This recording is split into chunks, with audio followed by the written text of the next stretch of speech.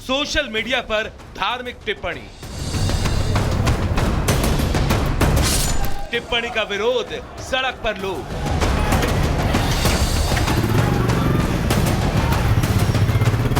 पश्चिमी यूपी के मुजफ्फरनगर में देर रात अचानक विशेष समुदाय के सैकड़ों लोग नारेबाजी करते हुए सड़क पर उतर आए।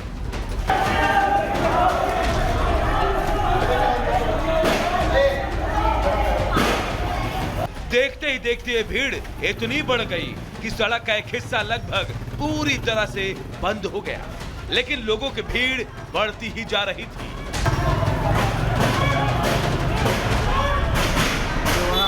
एक चौराहे पर पहुंचते ही आक्रोशित भीड़ अचानक सड़क पर ही बैठ गई, नारेबाजी होने लगी। हालात खराब होते देख पुलिस ने मोर्चा संभाला। पुलिस के अधिकारियों ने मौके पर पहुंचकर लोगों को समझाया। काफी देर तक पुलिस और प्रदर्शनकारियों के बीच बहस होती रही, लेकिन बाद में पुलिस के समझाने पर आखिरकार भीड़ सड़क से हट गई।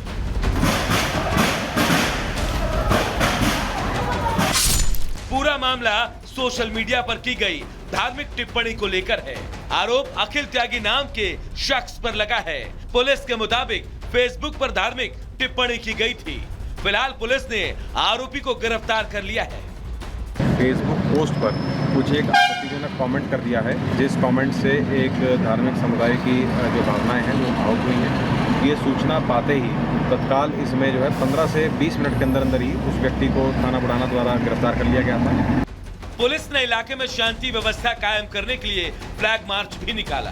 शांति व्यवस्था के लिए और लोगों को ये भरोसा देने के लिए कि पुलिस जो है वो यहाँ पर तैनात है और पूर्ण रूप से यहाँ पर शांति है और कानून व्यवस्था को किसी भी प्रकार से आहत नहीं होने दिया जाएगा, ये लोगों को भरोसा दिलवाने के लिए यहाँ पर फ्लैग मार्च भी की गई है। एक अफवाह फैली और हजारों की संख्या में विशेष समुदाय के लोग सड़कों पर उतर आए। गनीमत रही कि पुलिस इस मामले में पूरी तरह मुस्तैद थी और समय रहते उसने आरोपी पर कार्रवाई की। Bureau report, Republic Bharat.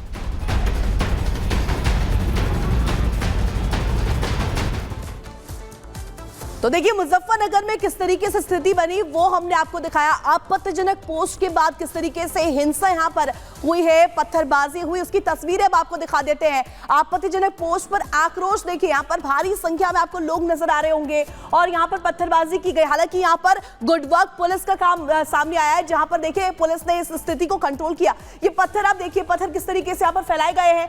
ये पत्थरबाजी के दौरान की स्थिति थी, जहां पर किस तरीके से सैकड़ों लोग यहां पर आपको नजर आ रहे होंगे, किस तरीके से लोगों की संख्या है और यहां पर माहौल बिगाड़ने की कोशिश की गई थी। मुजफ्फरनगर में यहां पर नफरती पत्थर चलाए गए थे और यहां पर एक बार फिर से बहराइच की तरह ही स्थिति उत्पन्न करने की कोशिश की गई थी। हालांकि यहां पर जो उत्तर प्रदेश पुलिस है उसकी गुड वर्किंग सामने आई है और गुड पुलिस यहां पर किस तरीके से काम करते हुए नजर आई। मुजफ्फरनगर पुलिस ने यहां पर स्थिति को कंट्रोल किया। ये तस्वीर आपको दिखा रहे हैं, यहां पर देखिए किस तरीके से यहां पर पत्थरबाजी की जा रही, दोनों ही तरफ से यहां पर धार्मिक टिप्पणी को लेकर के उबाल था और उसके बाद ये तस्वीर सामने आई। सीधे रुक करेंगे भाई वाका अगली खबर के लिए।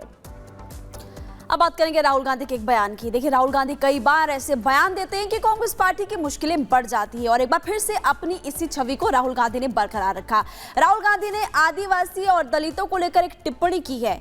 हमला तो वैसे वो भारतीय जनता पार्टी पर कर रहे थे, लेकिन उनका ये बयान जो है उन्हीं की पार्टी पर भारी पड़ गया। क्या कहा राहुल गांधी ने, देखिए आप इस रिपोर्ट के जरिए।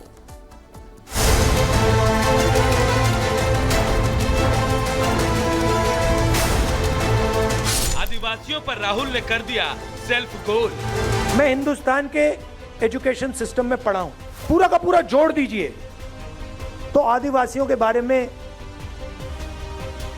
आधा चैप्टर मिलेगा। अपनी ही सरकार की खोल दी पोल। दलितों के बारे में एक लाइन, हां भाई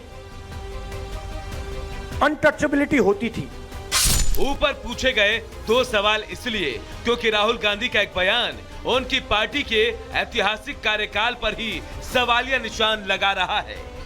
पहले आप भी राहुल का यह बयान सुन लीजिए, फिर आप खुद सोचिए कि वो क्या बोल गए। पूरा का पूरा जोड़ दीजिए तो आदिवासियों के बारे में आधा चैप्टर मिलेगा। 10-15 लाइन मिलेंगी कि हां हिंदुस्तान में आदिवासी भी हैं, मगर इनकी हिस्ट्री क्या है, इनके जीने का तरीका क्या है, इनके सोचने का तरीका क्या है, इनकी साइंस क्या है, इनकी पॉलिटिक्स क्या है, उसके बारे में कुछ नहीं। तो राहुल गांधी जिस स्कूल में जाते थे वहां आदिवासियों के बारे में पूरा चैप्टर यानी उन पर विस्तार से कुछ भी नहीं पढ़ाया गया। अब आदिवासियों से हटकर दलितों के बारे में उनका बयान सुन लीजिए, आप और हैरान हो जाएंगे। दलितों के बारे में एक लाइन, हां भाई अनटचेबिलिटी होती थी। जिन लोगों ने इस देश को बनाया, जो किसान, मजदूर, बढ़ई, नाई, मोची, इनकी हिस्ट्री कहां है, कहां लिखा है? फाड़ दिया गया। जैसे कि हिंदुस्तान के 90% लोग हैं ही नहीं। राहुल ने आदिवासियों और दलितों को लेकर यह बड़ा बयान तो दे दिया, पर उन्होंने खुद भी नहीं सोचा होगा कि उनका यह हमला बीजेपी पर नहीं, उनके पिता और दादी के कार्यकाल की ही पोल खोल देगा। क्योंकि जिस समय राहुल गांधी दिल्ली के स्कूल में पढ़ाई करते थे, उस समय देश की प्रधानमंत्री उनकी दादी इंदिरा गांधी थी, और राहुल जब और अच्छी पढ़ाई करने के लिए देहरादून गए, तब उनके पिता देश के प्रधानमंत्री की कुर्सी संभाल चुके थे। जब आप छोटे थे, स्कूल में थे, तब आपकी ही दादी की, आपके ही पिता की सरकार थी, फिर आपकी मम्मी की सरकार थी। तो अगर नहीं पढ़े हैं तो इसका मतलब यह है कि आपके परिवार के लोगों ने उनके बारे में कुछ इतिहास में आने नहीं दिया। ये तो आपने अपने ही परिवार की पोल खोल दी।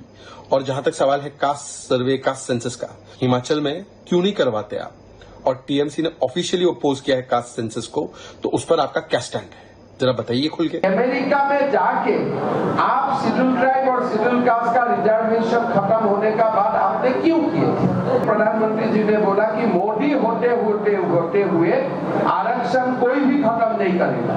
आज अगर शेड्यूल कास्ट और आदिवासी का कोई एक पार्टी दुश्मन है, वो पार्टी का नाम कांग्रेस है। अब तक तो राहुल ने जाति जनगणना को लेकर कई बार बीजेपी को घेरने की कोशिश की, लेकिन अपने ताजा बयान के बाद राहुल खुद घिर गए। उनके लिए अब इस सवाल का जवाब देना मुश्किल है कि उन्होंने अपने स्कूली शिक्षा के दौरान आदिवासियों और दलितों के बारे में कितनी पढ़ाई की। खेल में सेल्फ गोल करने वाले कई खिलाड़ी हो सकते हैं, लेकिन सियासत में सेल्फ गोल करने वाले राहुल शायद अकेले खिलाड़ी होंगे, और उनका यही सेल्फ गोल कांग्रेस के लिए कई राज्यों में जीतते जीतते हार का कारण बन जाता है। Bureau report, Republic Bharat. तो उस रिपोर्ट के जरिए आपने देखा कि क्या राहुल गांधी को स्कूल में आदिवासी और दलितों से जुड़ी हुई शिक्षा नहीं दी गई थी। आपको उनकी शिक्षा के बारे में बता दें कि कब उनकी स्कूलिंग हुई और उस दौरान कौन सी सरकार थी, यानी कि किस सरकार पर सवाल खड़ा होता है। आपको ग्राफिक्स के जरिए हम बताएंगे, क्योंकि आदिवासी फैक्टर को लेकर लगातार वो सवाल खड़े कर ही रहे मौजूदा सरकार पर, यानी कि बीजेपी पर। आदिवासियों पर अधूरा ज्ञान, प्रारंभिक शिक्षा इनकी जान लीजिए। 1981 से पहले, 1981 से पहले सेंट कोलंबा स्कूल नई दिल्ली से हुई है। अब देखिए उस दौरान की अगर बात करें, इंदिरा गांधी की सरकार, प्रधानमंत्री इंदिरा गांधी, कांग्रेस की सरकार थी। 1981 से 1983 दून स्कूल से पढ़े, देहरादून से इनकी पढ़ाई हुई है। प्रधानमंत्री कौन थी? देखिए इंदिरा गांधी, कांग्रेस की ही सरकार थी, यानी कि इनको अपनी ही सरकार से सवाल पूछना चाहिए। 1984 से लेकर 1989 सुरक्षा कारणों से घर में ही उस वक्त इन्होंने पढ़ाई की थी। प्रधानमंत्री राजीव गांधी थे और कांग्रेस की ही सरकार थी। 1989 से सेंट स्टीफन कॉलेज में इनकी पढ़ाई हुई, नई दिल्ली में। ग्रेजुएशन की पढ़ाई उस वक्त यहां से की, यानी कि ग्रेजुएट इस कॉलेज से हुए थे, और उस वक्त प्रधानमंत्री थे राजीव गांधी, यानी कि कांग्रेस पार्टी की सरकार थी। और 1991 सुरक्षा कारणों की वजह से देश से बाहर वो चले गए। यानी कि अब जब वो सवाल खड़े कर रहे हैं बीजेपी पर, तो आप यहां पर ग्राफिक्स के जरिए देख सकते हैं कि हमने आपको बताया, हालांकि आपको बता रहे हैं कि उसके आगे की पढ़ाई उनकी हार्वर्ड यूनिवर्सिटी से हुई है, लेकिन वो बीजेपी पर सवाल खड़े कर रहे हैं। लेकिन आपने देखा कि उनकी स्कूलिंग पूरी की पूरी जहां पर भी हुई, उस वक्त कांग्रेस की सरकार थी, यानी